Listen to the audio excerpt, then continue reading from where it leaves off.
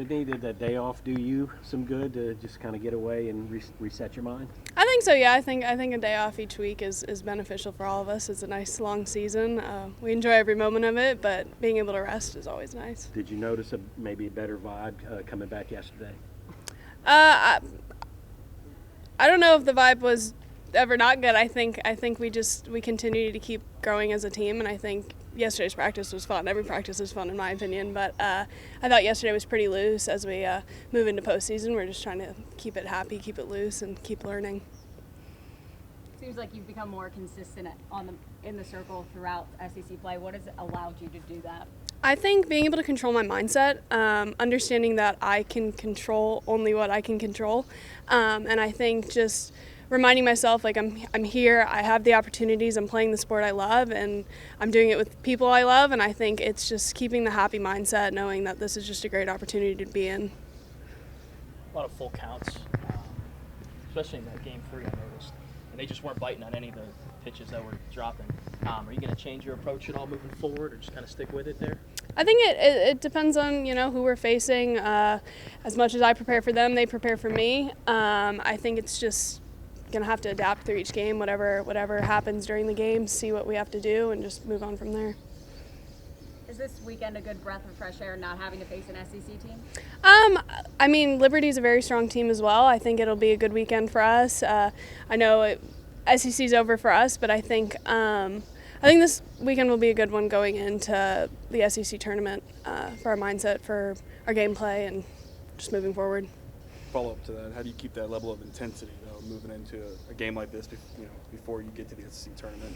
I think it's pretty internal. It's holding ourselves to that level of intensity we want to see from ourselves, and just being able to keep the energy up, keep going. It is softball, and we all love playing it. So just being able to hold ourselves to that. What do you remember from last year in the postseason that you learned that you want to use this year? I think that you just have to understand that everyone is capable of winning. Everyone's capable of winning each pitch, each at bat, each ball in play, and just knowing you got to stay locked in each pitch, each moment, because it could go any way. I guess you want to peak at the right time. You guys started the season very hot, a bit of ups and downs since then. Do you feel like you're playing your best softball right now, and if so, why? Me personally, I think I've gotten to a good point in the season. I think between having the season under my belt last year and running through SEC play this year, I think I've learned a lot about myself and my capabilities, and I think it's going to really benefit me going to the postseason. And I think as a team as a whole, we've had a lot of learning opportunities and growing opportunities through SEC play, through the preseason this year, which I think is really going to benefit us going into postseason. Okay, Taylor, how was that day off? Did that do the team and yourself some good, do you think? I think so. We came out yesterday with a lot of energy. We had a split day, so a lot of things just working on us, and I think it did well for us. What's something about this team we're not talking enough about, or it's kind of slept on? I don't know. I feel like we talk about everything. I just think who we are together, our team camaraderie. We talk about it a little bit, but we kind of stray away from the whole team, and we aren't who we are on the field without the people in the dugout to help us, whether it's at practice, at our positions, or even during the games with the energy and the talking about the at-bats and just the whole communicating piece. I think really does come from the whole team. Coach said y'all have a lot to play for this weekend. It's a non-conference opponent, but how do you keep that level of intensity moving into the end of the regular season before SEC tournament starts? Yeah, I feel like we'll have a little bit more to play for with it being senior weekend. So that's always something that helps you push past either just the feeling of fatigue or whatever it might be. But I think being senior weekend, everyone having their day, everyone wanting to do something for someone else, it'll keep pushing us forward. Is there any concern with this team, considering what the offense hasn't been able to do the last few weeks? I don't think so. We can get so caught up within the first inning of the first inning was like this, so the rest of the game's going to go like this. But I think if we just set our minds to do something different, the second inning or whatever it might be, that game, then we'll find a way to get it done. Go ahead, sir. What are some of the things that you try to do personally in your career to get out of these hitting slumps? I think find a different mentality. Like obviously the mentality that I have right now or that I had this past weekend and weekend before, it's not working. So just finding a different way to approach the game, approach practice, approach each at bat. I think Keontae said you're getting some extra work in. Were you working on fielding grounders and stuff like that? What were you doing? Yesterday I did a defensive extra, working on just slowing my eyes back down. I felt like the past weekend on ground balls, I was really fast. Like everything seemed to be blowing by me super fast. So just slowing that back down, getting that back to a good spot.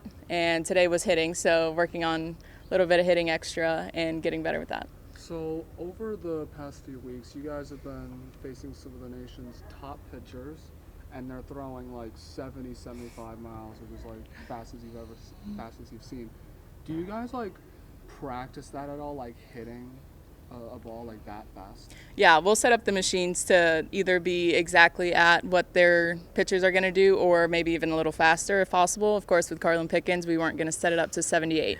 So we just kept it at 73, 74, just getting our eyes prepared for what we would see. And it goes for every team. Like if we're facing a team that's going to be throwing low 60s, then we're going to set the machines like that, just so we're working on time and can get our bodies in a good spot. Taylor, how is Madison Manning coming along? You playing next to her? She's kind of gotten thrown out there as a freshman. How's she doing? She's doing great. I think she's a great person for that spot. She has a really short memory.